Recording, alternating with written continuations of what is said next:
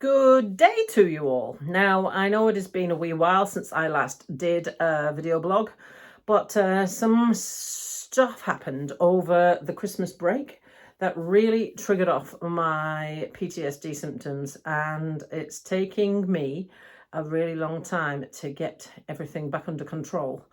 Not going to go into too much detail, but I still haven't got my work and focus and emotional brain back on a level just yet. Struggling to get everything back to where it should be. What I need to be doing is my journal daily, which I mostly do but sometimes don't. I need to have a relaxation plan for every day, which I sometimes do but sometimes don't, and get the exercise back on track, which I'm doing better at. But it's the stillness of the mind and all that sort of thing. And I actually got to confess, I haven't actually written any of the book for 3 or 4 weeks and need to sort that out as well. And when I look at the list of things that I want to get sorted, my list looks really long, and then I feel overwhelmed, and then we all go back around to the start. So I'm doing my best, but just bear with me and my PTSD brain, and I will get back at some point on a level. That's just how it is. So I have been at the limb centre recently to get a new socket. If you remember, just before Christmas, I needed a new socket and they weren't able to make it in time before the Christmas shutdown. So I've been walking on a temporary plastic socket that's a bit clunky and horrible and painful actually to walk ever since. And I have got here some of the sockets that I've had in the past. Now, I kept the very first one I got, which looks like this. I never wanted to do anything with it, so it took all its pieces off the bottom and all that sort of thing, and it just looks like that. And I've got my most recent one, which is the one I had on the leg just before Christmas, which is that. Now, he wasn't actually able to get the fixing out of the bottom. So this one stands up quite nicely, actually, with a flat bottom. But what I want you to do is look at the comparison between them, because here is the size difference, right? Now, it's quite incredible. I kept it because it was a year on. And just to put things into perspective, there we go. And I can still get my whole hand in with that socket onto more than one side. That's how much shrinkage there has been as a result of the post-surgical swelling and the muscle atrophy that makes the stump shrink in the first place. So yeah, if you just think about the size of a knee, look at that. Now this leg, my left leg now is probably slightly smaller than the right, but to begin with, it was the same size, if not bigger. So there we go. I just wanted to show you that. Anyway, we are almost there with the socket making, and I go and collect it next Friday. The leg, so I think this is socket number 11, maybe. But to be honest, I've lost count. And then we've also ordered the blade, and it will be coming in a couple of weeks. So I'm thinking maybe mid to end of February, perhaps. Yeah. Meanwhile, I had actually started Parkrun again, and then just as soon as I started it, it was cancelled again, because just yesterday, Auntie Cindy ordered the whole country into COVID alert level red, which is not a nationwide lockdown, but it stops all gatherings above 100. So what that means is my entire calendar of events, which was just about to ramp up over the next sort of 6 weeks. I had a whole heap of things planned over the weekends, probably all going to get cancelled. The Masters Games, which I was toying with, has been cancelled. The rugby, which is about to start, which I'm a season member of, I'm not expecting to be able to go to it for a second season, because they're not going to let crowds in, are they? Let's face it, if no gatherings can be over 100. I've had one race already cancelled. One is questionable. One, they're talking with the trustees, but I expect it to be cancelled. And that's the really expensive one. And I don't know what will happen with the entry fee there. And it'll be the second year in a row that I've lost the entry fee. And there's still one in March, which I think they're probably going to wait a wee bit before they make up their mind up on that. But I don't think that'll go ahead either. And that's a shame because that's the one I really wanted to do, which is the cross the Lake Wakatipu swim, the 5K swim. And then there's the cycling camp in Cambridge. Now, I had been toying with whether to go to that or not because the races they want you to enter were a bit sort of when it comes to races, because there was a 25K time trial. That's a long time trial for me. And there was also a Fondo, which is 30, 75 or 160 something or other road race. And both of those sounded terrifying to me. And I was in the midst of wondering whether I would actually do it or not, or whether it'd be wise. And then this happened. So we've had COVID finally arrive in our communities, having had the borders clamped down really stiffly to try and keep it out. And it seems that somebody has travelled from Auckland to Nelson, that's North Island to South Island, on a flight and passed it on. And the flight attendant has worked on 5 more flights before they've realised they've got COVID. There's been many great big gatherings. I think it's just going to explode from here. So I am feeling pretty scared going up there where it all started on a plane where it was passed on. Yeah, so I've got a flexi fare, which means I can cancel it and get a refund. And I'm actually really seriously considering doing that if the camp even goes ahead, because it just seems a bit too risky to go traveling anywhere right now. Yeah, especially when you're a business owner and you're in the midst of trying to work out how in the devil to cope with that.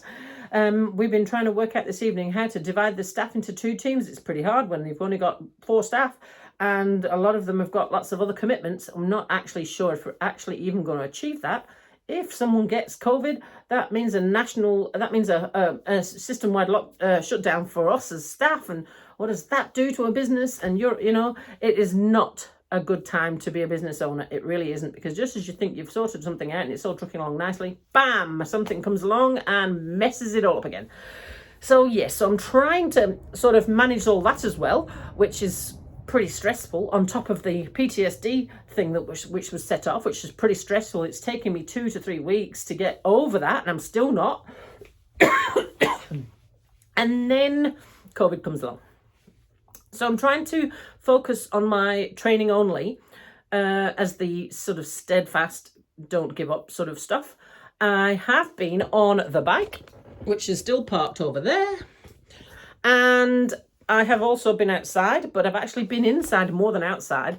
And I'm trying to mix both because I want to have actual data as to how I'm doing, which is this bike inside, and then a bit of assistance, which is the one outside. So yeah, then I haven't been walking much, to be fair, because the leg is shit.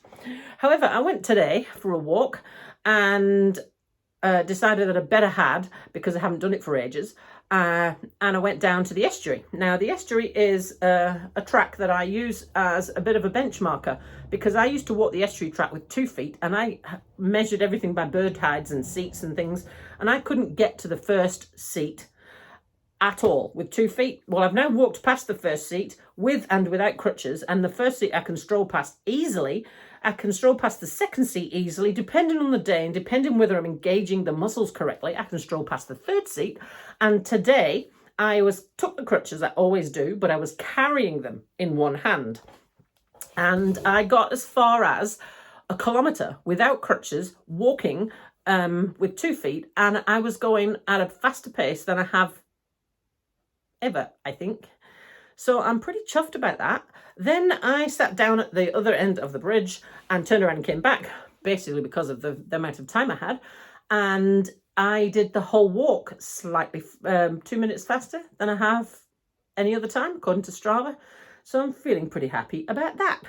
It's really, really, really hard to try and keep your mind on gaining small gains when the gains are so bloody small and they're so far apart. So if you think about how down in the dumps you start to get when you've been on a diet for a while and you can't lose weight anymore and you only got a couple of pounds here and there. I've had this with clients. People get really pissed off, I wanted it to be more, blah, blah, blah. Well, you just imagine that and then explode it by a lifetime and keep those little gains the same size. That suddenly makes them feel like they're minuscule. I months go past between times of me walking down this track because I don't want to get too hung up on the data and the whole distance of it all, but still the gains are really small, and it's really easy to get very disheartened by that when the mountain's still so freaking massive, especially since they're just about to give me a running leg and I'm still struggling to walk. However, here's the thing. I am hoping, having been in the limb centre on the running leg and jumped up and down and jogged up and down and all that sort of thing, now bear in mind I find walking hard, I am hoping that the offloading characteristics of the physics of a blade will mean that I'll get further when walking. This is the theory we were working on when we asked ACC to fund the running blade. It wasn't necessarily always to run as such. So I'm feeling quite excited when that finally arrives to see if I can actually walk further on it. It'll be quite interesting to see. And whether I still need the crutches as much.